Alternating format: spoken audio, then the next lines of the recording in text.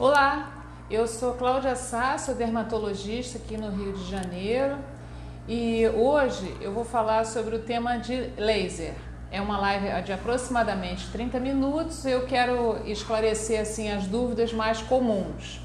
Embora a gente esteja num período de recesso sanitário, muitas pessoas têm me perguntado a respeito de laser e tudo, se preparando para quando todo esse entorno, esse problema sanitário tiver um pouco mais ameno, tá? Então, eu acho que enquanto a gente está nesse afastamento das atividades normais, eu acho interessante a gente continuar estudando, se ocupando com coisas úteis, se informando, aprendendo mais sobre saúde. E é por isso que toda semana, toda sexta-feira, eu estou aqui para falar com vocês sobre algum assunto de dermatologia. Hoje, como o tema vai ser laser, vocês tanto podem fazer as perguntas aqui ao vivo durante a live no Instagram, como podem mandar suas perguntas também no nosso grupo de WhatsApp, que é o Renove Sua Pele, tá bom? Essa live ela vai ficar salva no IGTV, mas algumas pessoas não têm Instagram, então eu vou salvar ela também no YouTube. No YouTube fica um pouco diferente, porque a imagem vai ficar estreita, porque é uma live de Instagram, mas eu acho que o conteúdo é o principal e é o que eu quero transmitir para vocês, tá bom? Laser, né, é um acrônimo de luz amplificada. Então, cada letrinha quer dizer que a luz, no fim das contas, vai ser amplificada. O principal trabalho do laser é trabalhar sobretudo com aquecimento de tecidos. Contudo, quando a gente usa o laser com intensidades mais brandas, a gente nem precisa de tanto aquecimento e vocês vão entender ao longo desse bate-papo aqui, tá bom? Bom, então quando qualquer tipo de substância, seja ela gás, sólida ou líquida, quando aceleradas partículas da substância através de energia elétrica dentro de uma câmara fechada, essas substâncias produzem luz, que é uma luz muito intensa chamada de laser. Então o laser é produzido dentro de uma câmara fechada, depois ele vai sendo refletido por um sistema de espelhos através do braço do laser até chegar lá na pontinha. Dito isso, eu já vou começando a explicar que todos os equipamentos devem sofrer uma manutenção periódica, porque como são equipamentos de alta tecnologia, eles precisam de fazer uma avaliação para saber se está tudo funcionando direitinho, para deixar bem alinhado aquele foco do laser. E aqui no nosso meio a gente tem, geralmente são equipamentos importados.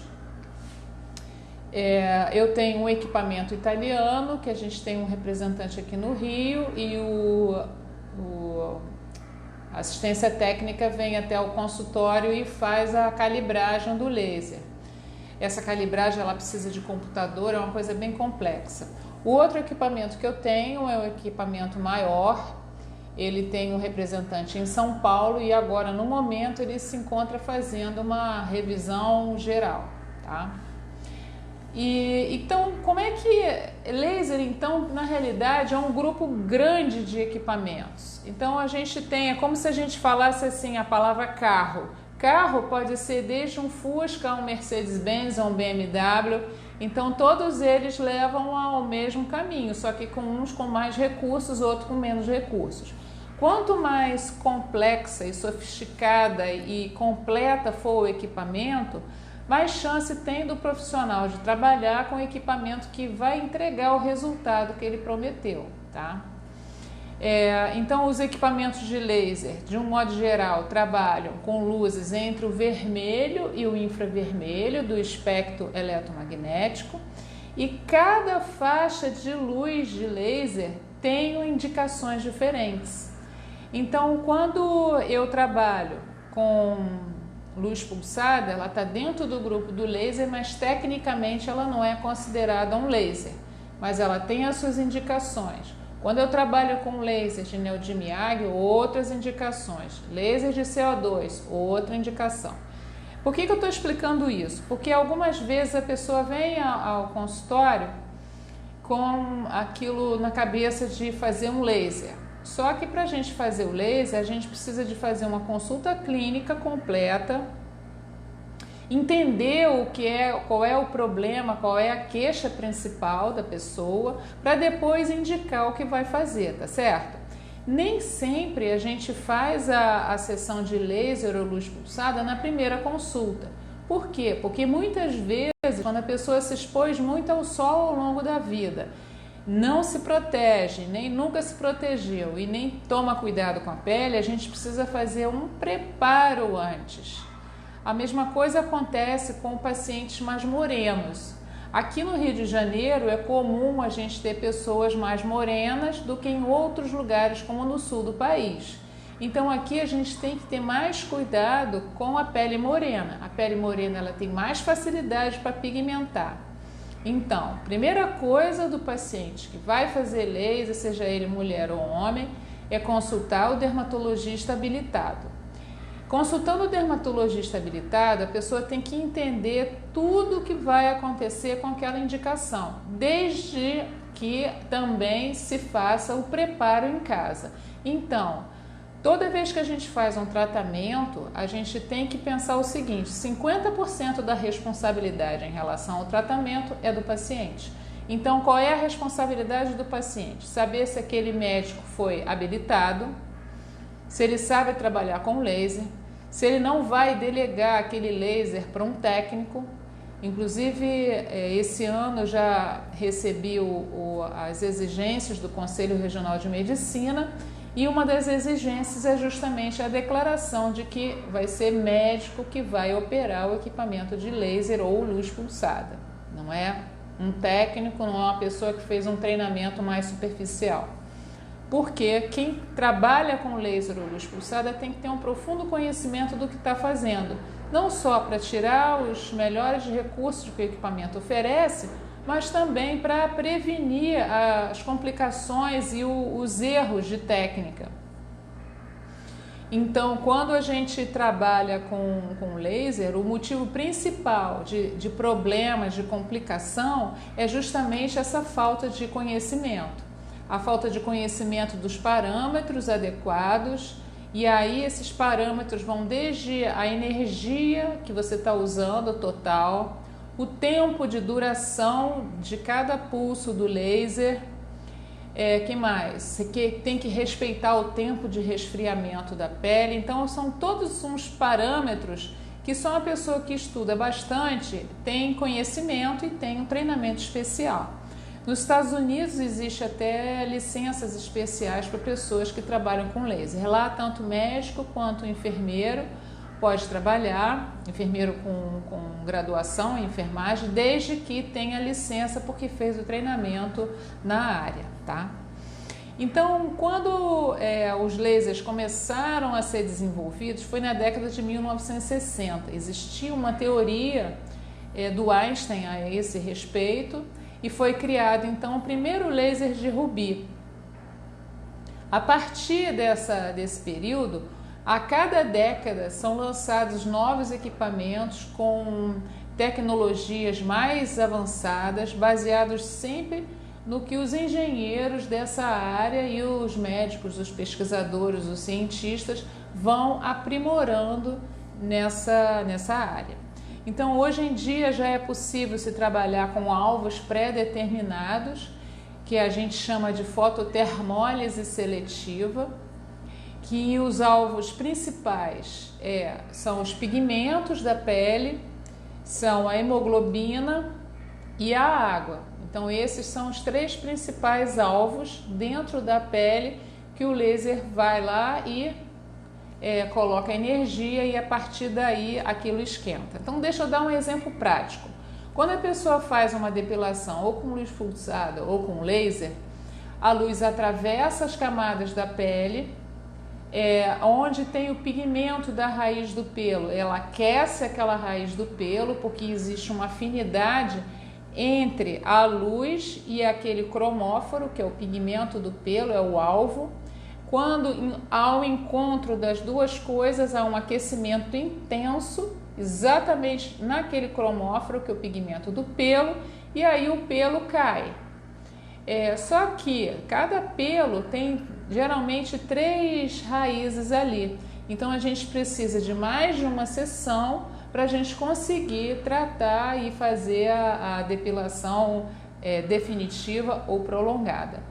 Em alguns casos ela é definitiva, em alguns casos ela é prolongada. Significa que depois de uma sessão de laser para pelos ou luz pulsada, e que a pessoa faz o tratamento com intervalos de 30 dias até acabar os pelos todos, a maioria dos casos, em cerca de 8 meses depois, começam a aparecer novamente alguns pelos mais finos, mais frágeis, e aí há necessidade de se fazer uma manutenção.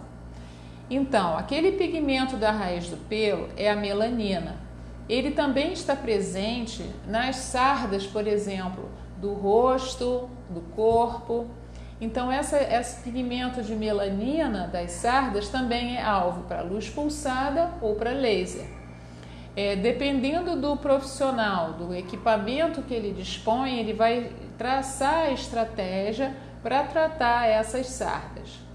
Só que quando a pessoa tem sardas porque pegou sol, ela também tem perda da elasticidade da pele. Então, quando você faz o plique test, que é pegar a pele e soltar, aquela pele demora a voltar porque perdeu elasticidade. Mas então, quando a gente usa esse tipo de equipamento, ele vai aquecer o pigmento de melanina, que é onde tem as sardas, elas vão sair, mas ao mesmo tempo existe um espalhamento da luz na região, que aí, além de pegar o pigmento de melanina, também pode pegar as hemácias que estão dentro dos vasos sanguíneos, a água, e ter como quando pega esses cromóforos, esses alvos, a pele vai ficando aquecida. E esse aquecimento de todas as camadas da pele, profundamente, faz com que haja uma espécie de queimadura subclínica, quer dizer, o aquecimento daquela região da pele vai estimular a multiplicação das fibras colágenas. Hoje em dia não se sabe se as fibras elásticas também são renovadas, mas com certeza o que se observa depois de uma sessão de luz pulsada bem feita ou de laser é que existe então o estímulo de fabricar colágeno.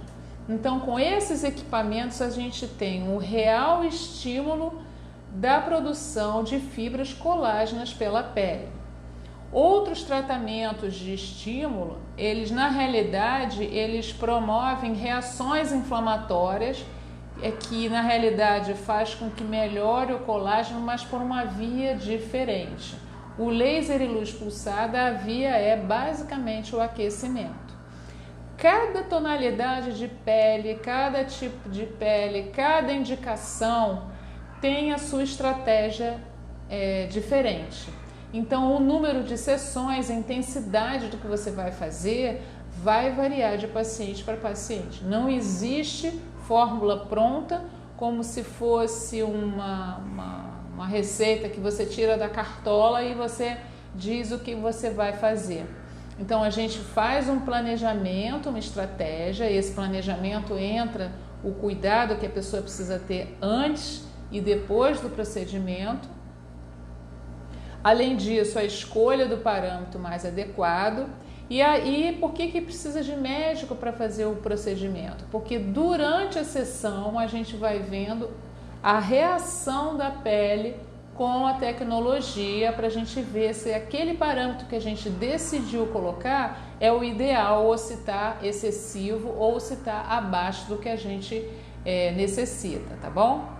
Então, a gente tem 2 grupos grandes de laser. O grupo de laser que a gente chama de ablativo e o grupo de laser que a gente chama de não ablativo. Os não ablativos são aqueles que não fazem crosta e os ablativos é aqueles que fazem crostículas, tá? Porque eles queimam um pouco mais a pele. Um dos lasers ablativos que a gente utiliza atualmente, que eu tenho no consultório e gosto muito de utilizar, é o laser de CO2. Ele chama-se laser de CO2 porque ele ocorre, né? Ele acontece porque existe o estímulo de partículas do gás de CO2.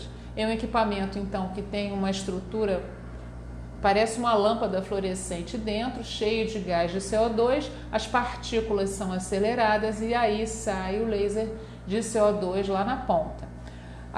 Na década de 90, os lasers de CO2 eles eram muito brutos, mas atualmente, a partir dos anos 2000, existiu todo um trabalho para se domesticar esse laser de CO2 e essa domesticação foi feita através da criação do laser de CO2 fracionado. O que é isso?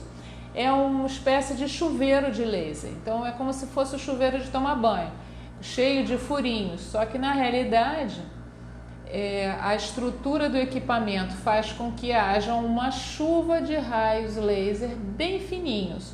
O equipamento que eu tenho, cada raio daquele do fracionamento é 350 micra, é mais fino do que um fio de cabelo.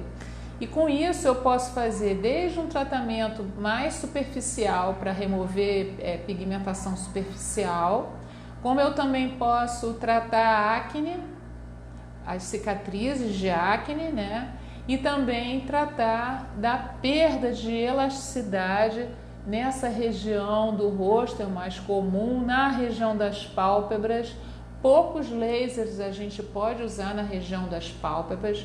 Uma das questões de segurança norte-americana nos treinamentos que eu fiz lá é justamente não se utilizar laser vascular, laser que a gente usa para tratar pequenas varizes do rosto nas pálpebras, no sentido de se tratar olheira, por exemplo. Não se deve fazer isso.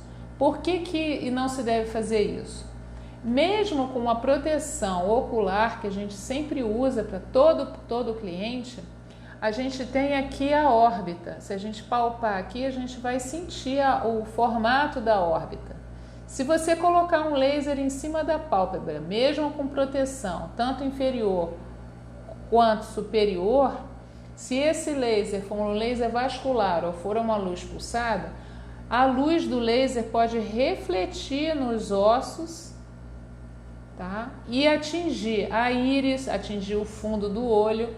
O mais perigoso de atingir o fundo do olho é justamente o laser de Neodym-Yagg, que é o laser que mais penetra. A luz pulsada tem alguns acidentes descritos de utilização de luz pulsada para depilar sobrancelha ou para pegar por aqui nessa área com deformidade da íris. Como a íris tem pigmento, a luz pulsada pode aquecer a íris e provocar lesões, tá? Com o laser de CO2, como ele tem uma atuação mais superficial, quando a gente coloca a proteção, ainda assim eu não faço em cima do globo ocular, porque o calor transmitido através da pálpebra, ele pode atingir a camada superficial da córnea e dar uma coisa que a gente chama de ceratite, que é a inflamação aguda da córnea. É uma coisa reversível, mas de qualquer forma é muito doloroso e eu não desejo que haja acidente desse tipo. Quando eu faço laser de CO2, eu traciono a região, coloco a proteção no olho, traciono e faço só aí em cima onde a gente tem, aqui em cima da superfície óssea, que é para ter uma interface de proteção entre o laser e o globo ocular e não dar lesões no globo ocular, tá? Então, além de atuar na melanina, o laser também atua nas hemácias, tanto laser quanto luz pulsada. Então, eu uso também para rosácea. A rosácea tem uma postagem anterior falando de rosácea. A rosácea é um problema que dá uns vasos sanguíneos aqui, sim, né, nessa região, sobretudo na região central do rosto, no nariz. Os quadros em que tem uma trama de vascular, eu tanto posso usar a luz pulsada com um filtro específico para vasos sanguíneos pequenininhos, como eu posso usar o laser vascular com os parâmetros precisos para se utilizar na face e não ter problema. Além da rosácea, eu uso esse laser vascular para tratar a acne, mas aquele acne nodular. Então, algumas vezes a gente, né, paciente às vezes precisa que tem uma indicação de se utilizar medicação via oral para tratar a acne, e a gente consegue então evitar com a necessidade dessa medicação, fazendo o uso do laser vascular, porque onde tem um nódulo inflamado vermelho, tem mais vasos sanguíneos. Então, quando você utiliza o laser vascular nesses nódulos, a tendência deles é ir desinflamando. Além disso, eu utilizo com uma técnica que não destrói os tecidos. Então, ele faz, a gente usando com uma intensidade de energia menor, a gente consegue um efeito anti-inflamatório sem ser destrutivo. Então, aquilo vai reduzindo de tamanho. Esse mesmo laser com uma intensidade bem baixa, eu utilizo para tratar as unhas, porque o laser, no equipamento que eu tenho, existe a possibilidade de se utilizar uma duração de pulso bem pequena, de 0,3 milissegundos. Então, a característica específica desse tipo de equipamento permite com que eu faça o tratamento das unhas sem sentir dor e sem destruição. O que eu quero quando eu faço o tratamento das unhas com o laser vascular? O que eu quero é melhorar a circulação da ponta dos dedos. Melhorando a circulação, eu consigo também melhorar as neuropatias, que é a inflamação das terminações nervosas dos dedos dos pés. Então, quando eu acompanho esse paciente com a termografia, que é o exame para medir a temperatura e a distribuição do sangue, medindo indiretamente através da temperatura, eu consigo ver que essas pessoas vão melhorando gradualmente o problema circulatório, que foi uma das coisas que facilitou aquela micose de unha se tornar crônica.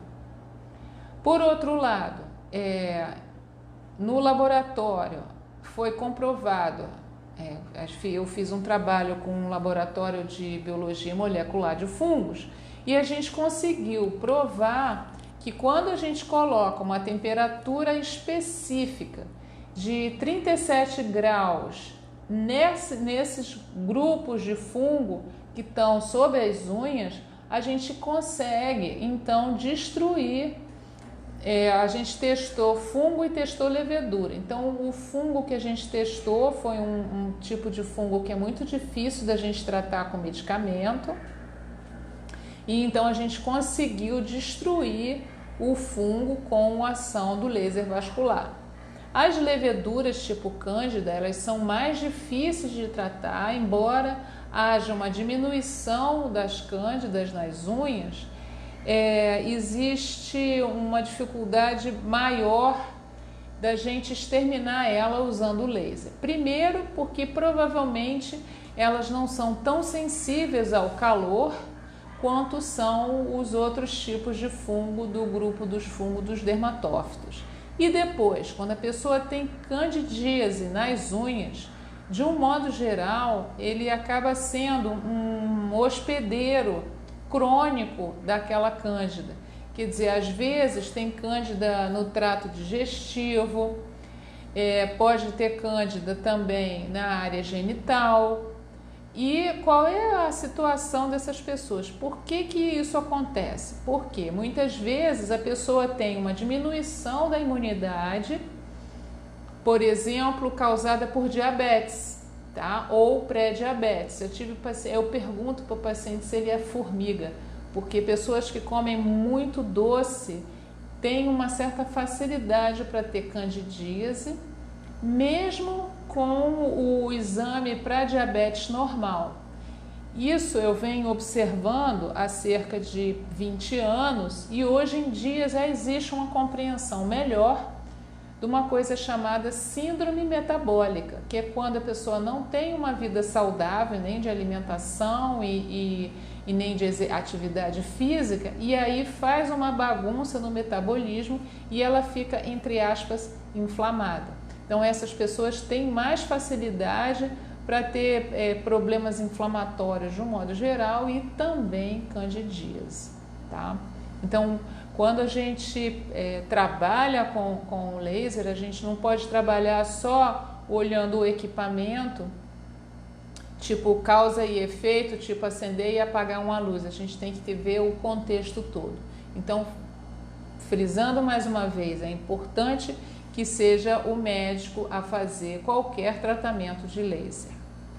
Quanto à proteção e à segurança, é importante saber que existe a necessidade da proteção ocular. Cada tipo de laser tem um tipo de óculos diferente. Esse óculos ele é para o comprimento específico de cada laser ou luz pulsada e ele tem uma densidade óptica para cada tipo de comprimento de onda específico. Então, toda vez que se vai fazer um tratamento, a gente sempre olha no óculos do laser que vem escrito nele aqui ou aqui dentro, para que tipo de equipamento aquele óculos protege, que é para fazer a proteção ocular. Para o paciente, de um modo geral, ou eu uso protetor de chumbo ou um protetor plástico ou ainda um protetor de chumbo com uma borda de silicone para proteger bem a área dos olhos, tá? Além disso, a gente tem que manter fora da sala tudo que for inflamável quando a gente estiver trabalhando com laser de CO2 ou laser de Erbil, para não ter problema de fazer ignição, fazer fogo. Uma outra coisa muito importante é quando for tratar o rosto, tem que usar a touquinha, tá? Aquela touquinha descartável. Se a pessoa tiver feito uso de algum gel, algum produto alcoólico no cabelo, a gente coloca uma touquinha seca e depois coloca uma outra touca úmida para evitar o risco de incêndio, porque material alcoólico no cabelo, ele pode pegar fogo. Outra coisa é que, em vez de usar produto alcoólico para limpar o rosto, eu sempre prefiro que o paciente lave o rosto assim que chega, né? Tira a máscara, lava o rosto bem lavado e depois eu vou usar um desgermante, mas à base de água, para evitar que em algum lugar fique qualquer coisa de álcool. Existe a recomendação de você remover, mas a gente pode, sem querer, molhar um pouco o cabelo, molhar um pouco a touca de produtos alcoólicos, então eu prefiro deixar fora. Hoje mesmo eu tinha já preparado essa live para vocês e aí eu vi uma coisa que eu achei incrível, quer dizer, uma pessoa fez um vídeo para o Instagram e aí ela tá toda maquiada, toda pronta, pega uma ponteira de laser, luz pulsada, sei lá o que, e vai fazer uma demonstração. Isso é impossível na prática, porque não se deve fazer nenhum tipo de tratamento com maquiagem. A maquiagem, dependendo do tipo de maquiagem, ela tanto pode dificultar o tratamento, como ela pode promover uma tatuagem ali, deixar uma mancha.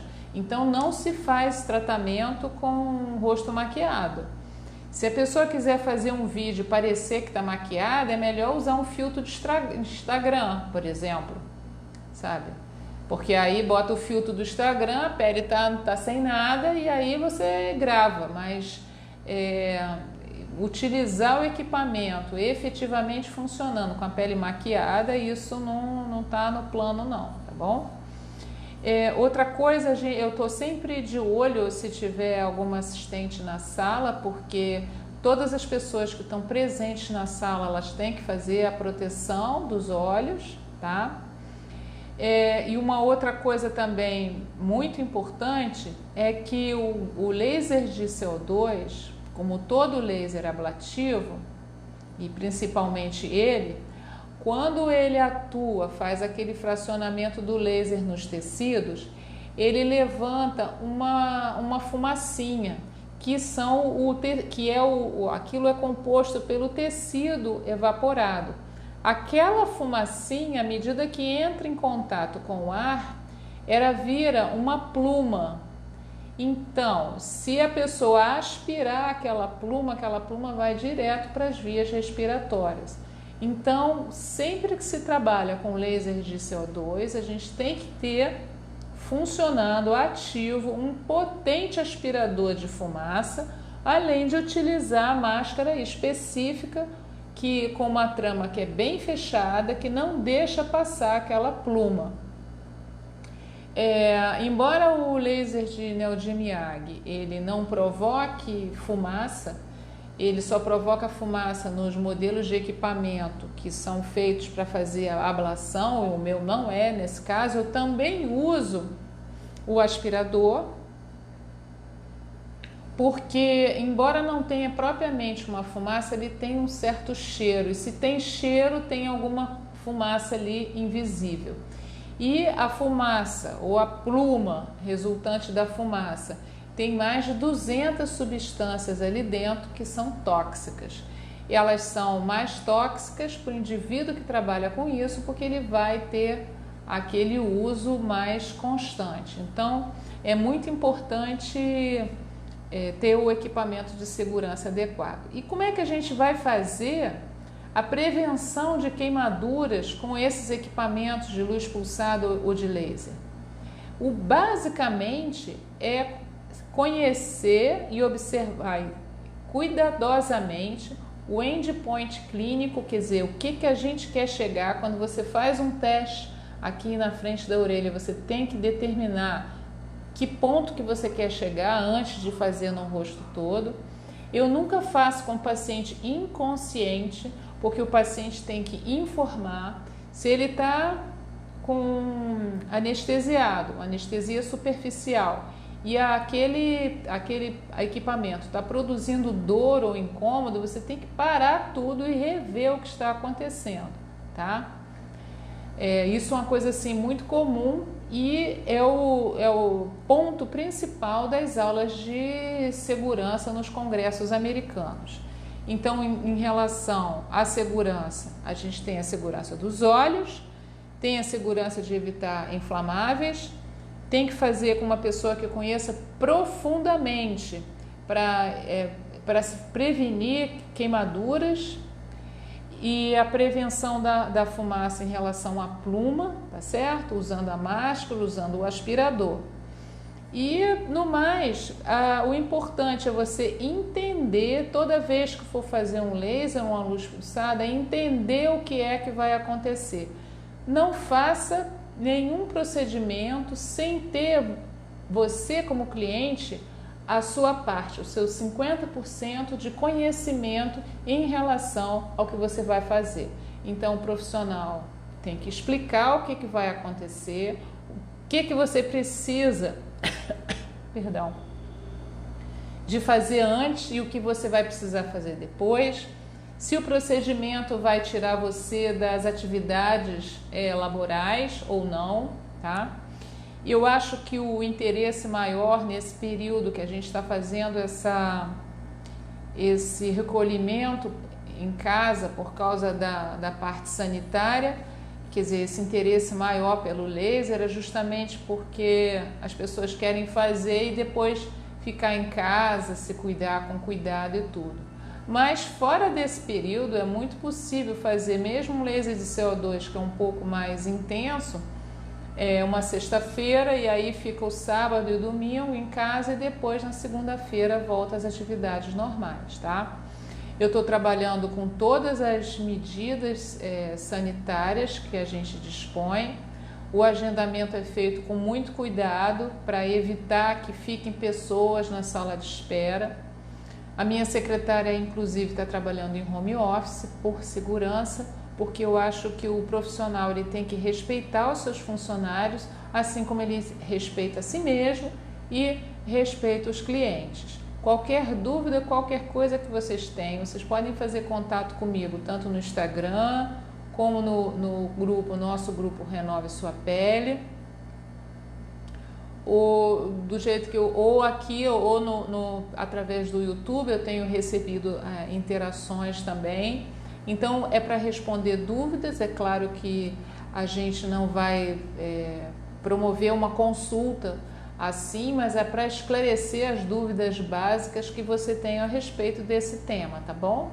E toda semana eu vou trazendo coisas novas para a gente ir conversando e comentando e se instruindo um pouco mais. Quanto mais cultura a gente tem sobre os assuntos, mais a gente vai ter capacidade de discernimento, de escolher. É como a gente vai, por exemplo, num dentista, como eu fiz um tratamento agora no passado, eu procurei olhar todas as radiografias, eu procurei entender o que estava acontecendo para eu poder ajudar a decidir o que eu queria para a minha saúde. Então, mesmo assim, é a mesma coisa com a medicina.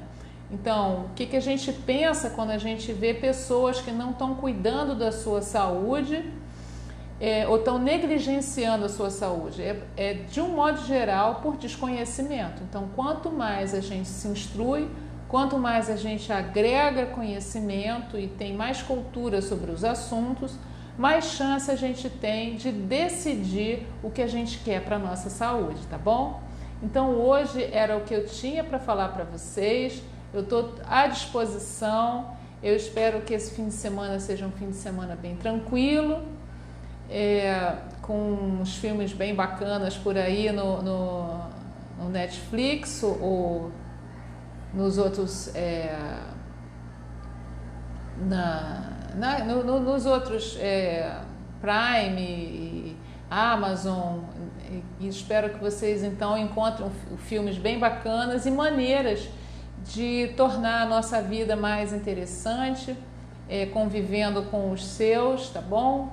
Aprendendo umas receitas de culinárias diferentes, convivendo com seus pets, tá bom? Então eu desejo para todo mundo muito amor, muito carinho e sempre estejam bem informados a respeito da nossa saúde e como a gente pode ajudar para prevenir sobre todos os aspectos, tá bom? Grande abraço, tchau, tchau!